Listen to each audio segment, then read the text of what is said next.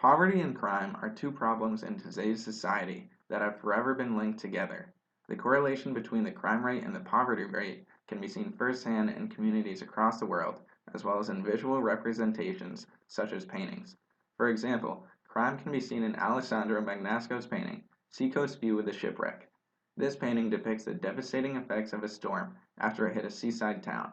In the foreground of the painting, there is a terrible shipwreck in the ocean, while scavengers on the shore pick through the washed-up goods left behind from the abandoned ship. These scavengers represent impoverished people who have resorted to crime. However, the background of this painting is beautiful. Ships can be seen sailing through the sea, as a seaside town and a stunning skyline can be seen past the outreach of green tree branches. This background adds tension, showing that poverty and crime can be present in even the most unlikely of places. While this painting shows the problem of crime and poverty, the question arises of why crime rates in impoverished communities are so high, and how these two world issues can be solved. Studies have shown that some of the primary causes of poverty are poor education systems, lack of natural resources, high population density, and corruption. With this being said, poverty can occur in places where it is least expected. For example, as countries get richer, the difference between the rich and the poor goes up exponentially. Therefore, there are many poor people living in wealthy countries, who due to the large gap between the rich and the poor, live below the poverty line. At this point in time, there are not enough resources available to completely eradicate poverty.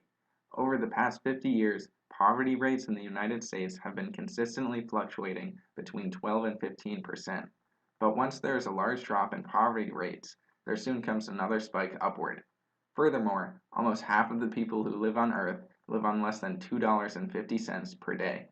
In order to combat these terrible living conditions, there need to be economic and political reforms throughout the world that will help to give hope to people who live in poverty. It is hopelessness within these impoverished communities that leads to crime. Studies have shown that violent crime rates amongst adults who are aged 30 and over who are living in poor communities are only slightly higher than crime rates of adults 30 and up who live in wealthier communities. However, amongst young adults who are below the age of 30, crime rates are drastically higher for those who live in impoverished communities than those who live in wealthier communities.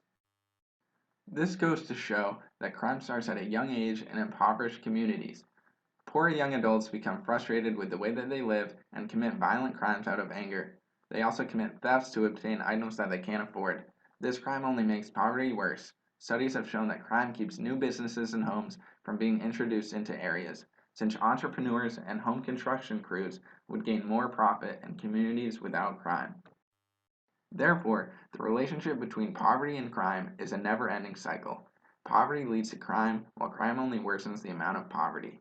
Poverty will not be eradicated anytime soon, as a lack of resources prevents the creation of more jobs or a greater flow of money. However, a donation of any kind or generous acts of philanthropy can help out to put an end to poverty. Hands-on approaches such as community outreach programs or attempts to better educate people across the world can truly make a difference in reducing poverty. And with a reduction in poverty comes a reduction in crime.